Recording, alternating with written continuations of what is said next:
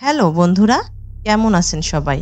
আজকে আমি ২০১৯ সালে রিলিজ হওয়া ওয়াটার মনেস্টর সিনেমার গল্প বলবো। তাহলে চলেন শুরু করি। সিনেমা শুরু হয় সুইসেং নামের এক যুবককে নিয়ে। বাবার সঙ্গে মাছ ধরতে নদীতে এসেছিল, কিন্তু তখন তার মনে হয় কেউ তাকে তার নাম ধরে ডাকছে, যার কারণে সে খুব ভয় পেয়েছিল। সে খুব নার্ভাস ছিল, তাই সে তার বাবাকে বাড়ি যেতে বলে, কিন্তু কিছু না শুনেই তার বাবা মাছ ধরতে পানিতে ঝাঁপ দেন।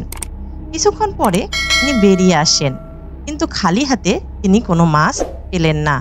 তারপর হঠাৎ সুইসেং পানিতে একটি দানব দেখতে পায়। সে সঙ্গে সঙ্গে তার বাবাকে দানবটির কথা বলে।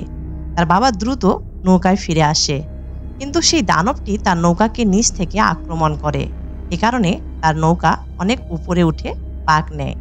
তারপর দানব তার লেজ দিয়ে সুইসেং এর বাবাকে শ্বাসরোধ করে হত্যা করে।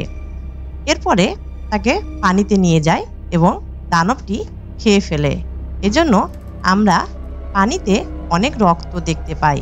তারপর সেই দানবটি সুইসেংকে মারার জন্য নৌকায় হাত দেয়। এটা খুবই ভয়ঙ্কর ছিল, কিন্তু কোনোভাবে সে বেঁচে যায়। এরপর সিনেমাটিতে ১০ বছর পরের সময় দেখানো হয়েছে।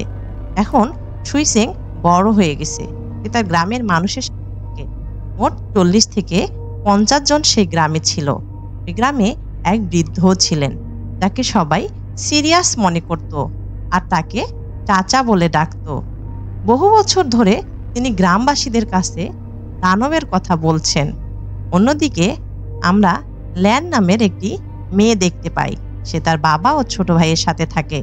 গ্রামের সবাই তাকে খুব পছন্দ করে, বিশেষ করে সুইসেং, সে তাকে ভালোবাসে। কিন্তু সুইসেং এর ল্যানের বাবাকে ভয় পায়, তাকে তার মেয়ে থেকে দূরে থাকতে বলে। ওই সময় একজন লোক দৌড়ে আসে এবং সে বলে নদীতে একটি লাশ পড়ে আছে। সবাই সেখানে যে দেখে লাশের অবস্থা খুবই খারাপ, লাশের মাথা নেই। এই বৃদ্ধ লোকটি, অর্থাৎ সবাই যাকে চাচা বলে, তিনি বলেন, আমি যেটা ভয় পেয়েছিলাম সেটাই ঘটেছে। জলের ঈশ্বর এই কাজ করেছেন। তিনি ওয়াটার মনেস্টর, অর্থাৎ আমরা যাকে দানব বলছি, এই দানবকে তিনি তার ঈশ্বর ভাবছেন।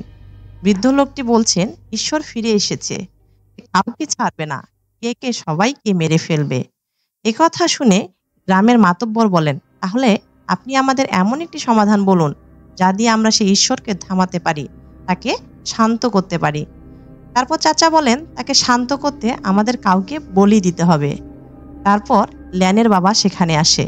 তিনি রেগে গিয়ে বলেন, চাচা কি ফালতু কথা বলছেন, তিনি দেবতা নন। আসলে সে পানির দানব, অর্থাৎ ওয়াটার মনেস্টর, অর্থাৎ পানিতে থাকে শয়তান, এর বেশি কিছু না। তার কথাগুলো সুইসেং এর কাছে অদ্ভুত লাগে বলে সে এখান থেকে চলে যায়। যাওয়ার পথে সে ল্যানের ছোট ভাইকে দেখে। সে নদীর ধারে খেলছিল। সুইসেং তাকে বলে, তুমি নদীর ধারে কি করছো, বাড়ি যাও। এ কথা বলে সে সেখান থেকে চলে যায়। তারপর সুইসেং সরাসরি ল্যানের কাছে আসে। সে ল্যানকে বলে, আমি একটি পানির দানবের কথা শুনে আসলাম।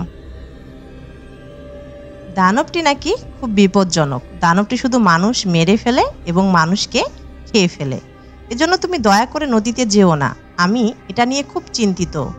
তারপর রাতের বেলা গ্রামবাসীকে আমরা খুব নার্ভাস দেখতে পাই, কারণ ল্যানের সেই ছোট ভাই নিখোঁজ ছিল এবং সব গ্রামবাসী তাকে খুঁজতে ছিল। আর তখন ল্যানের বাবা নদীতে দাঁড়িয়ে কাঁদছিল। কান্না শুনে সবাই নদীর দিকে দেখে যে ছেলের লাশ তার বাবার কোলে ছিল। তার মানে ল্যানের ভাইকেও হত্যা করা হয়েছে। তারপর চাচা বলেন, এখন নিশ্চয়ই বিশ্বাস করেছেন সেই ঈশ্বর কতটা বিপজ্জনক। তিনি আবার বলেন, আমাদের কাউকে বলি দিতে হবে, তাহলে আমাদের জীবন রক্ষা পাবে।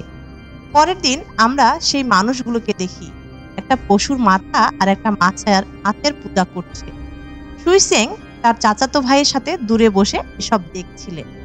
এরই মধ্যে ল্যানের বাবা সেখানে আসে এবং লাথি মেরে সব জিনিস ভেঙে ফেলে, যা দেখে চাচা ভয় পেয়ে যায়। চাচা বলেন, দয়া করে শান্ত হও, তুমি কেন এগুলো ভেঙে দিলে, তোমার কারণে গ্রামের সবাই মরবে। আসলে ল্যানের বাবা এসবে বিশ্বাস করতেন না। পরের দিন চাচা ও গ্রামের প্রধানের যখন কথা হচ্ছিল, তখন তারা লোকদের কণ্ঠস্বর শুনতে পায়। তারা দ্রুত নদীর তীরে চলে যায়। চাচা দেখে ল্যানের বাবা সেই দানবকে মারার জন্য পানিতে বোমা ছুটছে। গ্রামবাসীরা চিৎকার করে তাকে এই কাজ করতে নিষেধ করে, কিন্তু সে কারো কোনো কথা শোনে না, বরং উল্টো গ্রামবাসীর উপর ক্ষিপ্ত হতে থাকে। তারপর গ্রামবাসীরা তাকে জোর করে ধরে খুঁটির সাথে বেঁধে রাখে। যখন সুইসেং ল্যানের বাবার সাথে দেখা করতে আসে, সুইসেং বলে, কোনো সন্দেহ নেই, আপনি অনেক সাহসী, কিন্তু আপনি একা এই দানবের সাথে লড়াই করতে পারবেন না।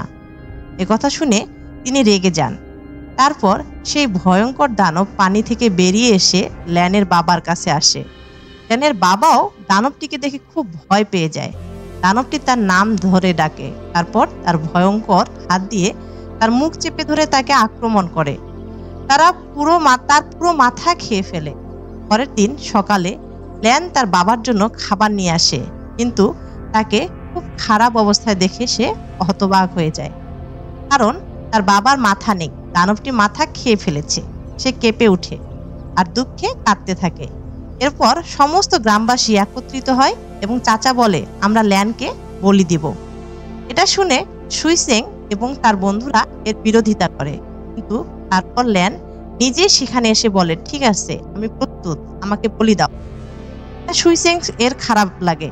সুইসেং ল্যানকে অনেক বুঝায়, সে তাকে বাধা দেয়, পাগলামি করো না, তুমি কি করছো?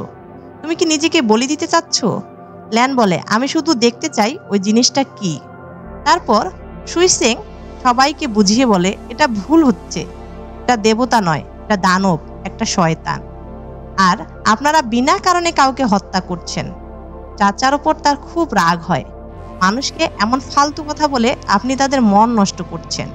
সে খুব রেগে যায়। গ্রামবাসীরা ল্যানকে সেখান থেকে নিয়ে যায়। তারপর রাতে সুইসেং ল্যানের কাছে আসে, বলে, তুমি বোঝার চেষ্টা করো, তোমার সিদ্ধান্ত মোটেও ঠিক নয়। তুমি এক কাজ করো, আমার সাথে এমন জায়গায় পালাও যেখানে এই দানব কখনো আসতে পারবে না। কিন্তু ল্যান রাজি হয় না। সে বলে, আমার বাবা আমার কাছে সবকিছু ছিলেন, তিনি আর নেই, তাই আমি আর বাঁচতে চাই না। আমি শুধু সেই পানির দানব থেকে আমার বাবার প্রতিশোধ নিতে চাই, আর তুমি প্লিজ এখান থেকে চলে যাও। কথা শুনে সুইসেং ঘরে আসে। সে সিদ্ধান্ত নেয়, যাই ঘটুক না কেন, এখন আমি সেই দানবের ওপর প্রতিশোধ নেব, আমি তাকে খুন করব। তারপর তিনি একটি বাক্স খুলেন, যার ভিতরে একটি অস্ত্র ছিল, যেটা একসময় তার বাবার ছিল। অনেক দিন কেটে যায়। দানবটিকে মারার জন্য সুইসেং অনুশীলন করছিল। এছাড়া সে তার বাড়িতে ফাঁদও করে রাখে, যাতে সে দৈত্যটিকে ধরতে পারে। সে তার সঙ্গীর সহায়তায় সব করছিল। তারপর সে তার অন্য সঙ্গীর কাছে যায় সাহায্য চাইতে, বলে আমাকে সমর্থন করার জন্য সেই দানবকে মারার জন্য কিছু লোক দরকার। তারপর তার সঙ্গী সুইসেংকে তার বন্ধুদের সাথে পরিচয় করিয়ে দেয়, যারা তার সাথে যেতে প্রস্তুত। তারপরে আমরা দেখি সমস্ত গ্রামবাসী নদীর তীরে জড়ো হয়েছিল।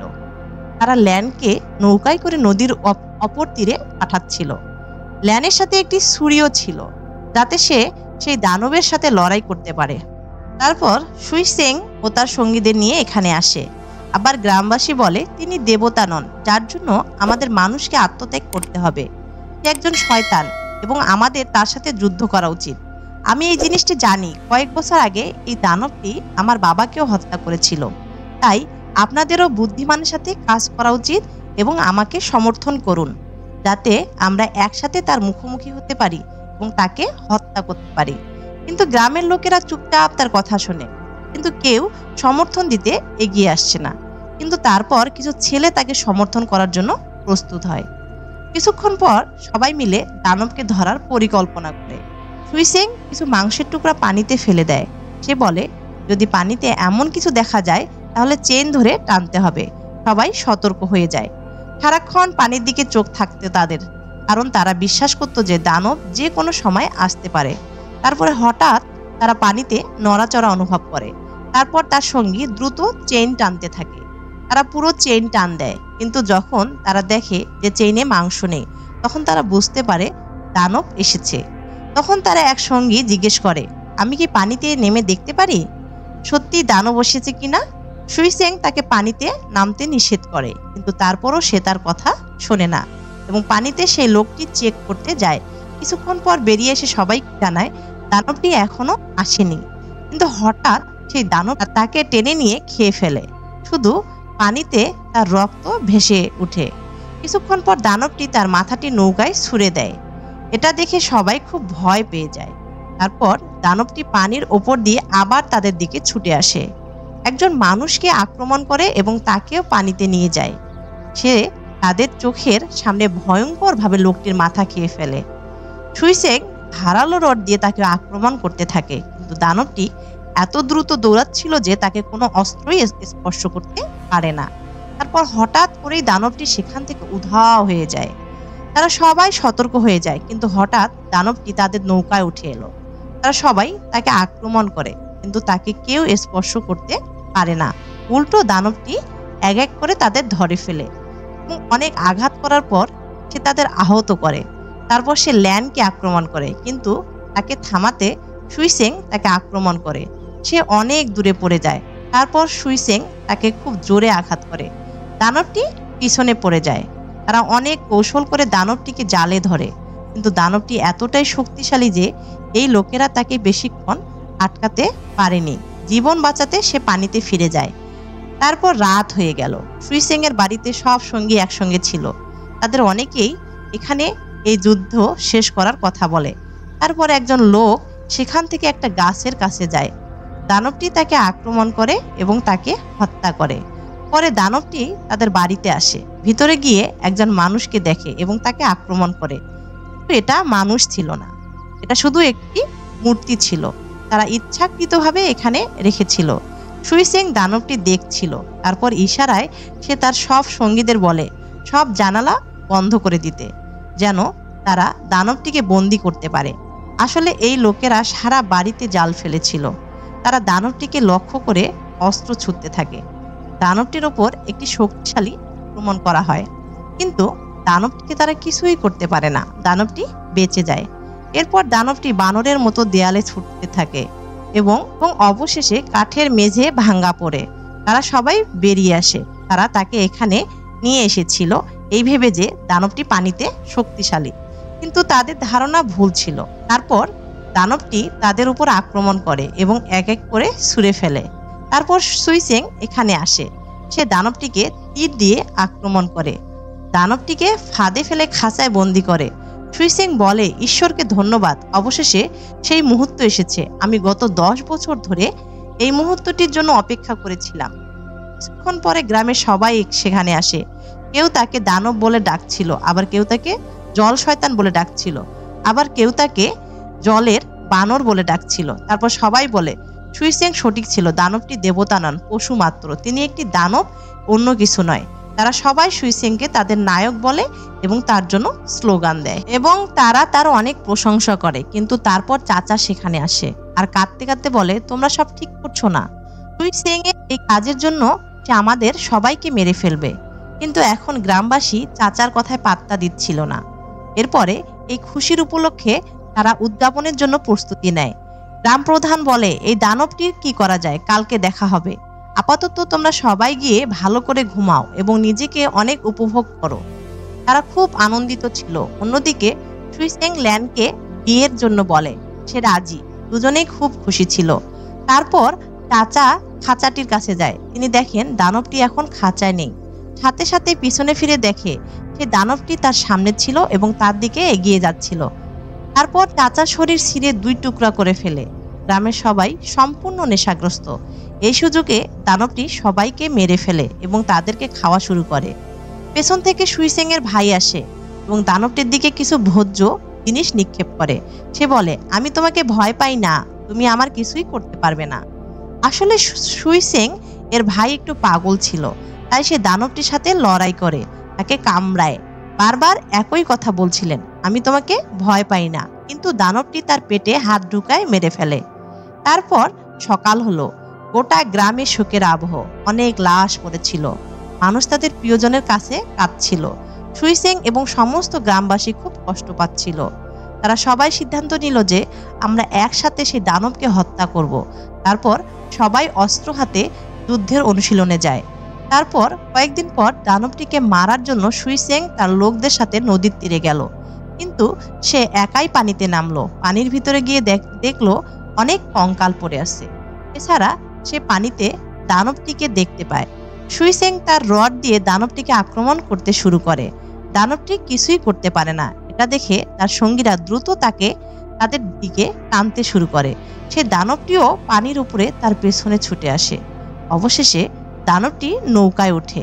একে একে সবাই তাকে তীর নিক্ষেপ করছিল, কিন্তু তারা দানবটির কিছুই করতে পারল না। দানবটি আবার তাদেরকে আক্রমণ করে এবং অনেক মানুষকে মেরে ফেলে। সুইসেংকেও অনেক আহত করে। তারপর তার এক সঙ্গী ও ল্যান দানবটিকে ধরে ফেলে। সুইসেং দ্রুত তার কাছে আসে, ক্রমাগত তাকে ছুরি দিয়ে হামলা চালায় এবং দানবটি আহত হয়। কিন্তু সেই মানব ভক্ষক দানবটি এত শক্তিশালী ছিল যে তারা তাকে বেশিক্ষণ ধরে রাখতে পারে না। সুইসেংকে এমন অবস্থায় দেখে ল্যান অনেক কাঁদতে থাকে। দানবটিরও অবস্থা অনেক খারাপ হয়ে গিয়েছিল। কিন্তু দানবটি আবার উঠে দাঁড়ায় এবং আক্রমণ করার জন্য তাদের দিকে এগিয়ে যায়। ল্যান সুইসেং বাঁচাতে তার উপরে আসে। তারপর সুইসেং একটি তীর দিয়ে দানবটিকে আক্রমণ করে। দানবটি আরো বেশি আহত হয়। সে উঠে দাঁড়ায় এবং আবার তাদের দিকে এগিয়ে যায়। দানবটিকে আবার দুইজন থামাতে যায়, কিন্তু তার শক্তির সামনে তারা কিছুই ছিল না। দানবটি তাদের প্রচুর মারধরও করেন, আর তখনই তীরটা তার বুকে আটকে গেল। সে তাদের আক্রমণ করে এবং তাদের হত্যা করে। এটা দেখে ল্যান রেগে গেল। তারপর সে কাঠের টুকরো তুলে নেয়, দানবটির দিকে এগিয়ে যায় এবং তার বুকে ঢুকিয়ে দেয়। কিন্তু সে দানবটি ল্যানকে আঘাত করে। এদিকে সুইসেং আহত অবস্থায় ছিল। সে এসব দেখছিল। দানবের ওপর তার খুব রাগ হলো। সেই সাথে তার পিতা ও তার সঙ্গীদের প্রতিশোধও তাকে সাহস যোগাচ্ছিল। দানবটি আবার ল্যানকে আক্রমণ করতে উড়ে আসে। এটা দেখে সুইসেং সঙ্গে সঙ্গে তার দিকে ঝাঁপিয়ে পড়ে। দানবটিকে ধরে তার বুকে ক্রমাগত তীর ঢুকাতে থাকে। বাবা, তার পরিবার এবং গ্রামবাসীদের মৃত্যুর প্রতিশোধের কথা চিন্তা করে তাকে ক্রমাগত তীর দিয়ে আঘাত করে। অবশেষে সে দানবটির চোখ দুটি তুলে নেয়, দানবটিকে নিয়ে পানিতে ঝাঁপ দেয়। ল্যান দেখে যে পানিতে রক্ত ভাসছে।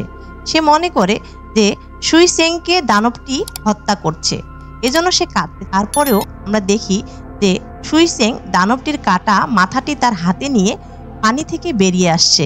ল্যান ও সুইসেং দুজনেই খুশি হয়। আর এর সাথেই সিনেমার গল্প এখানেই শেষ। ধন্যবাদ। দেখা হবে অন্য কোনো গল্প নিয়ে।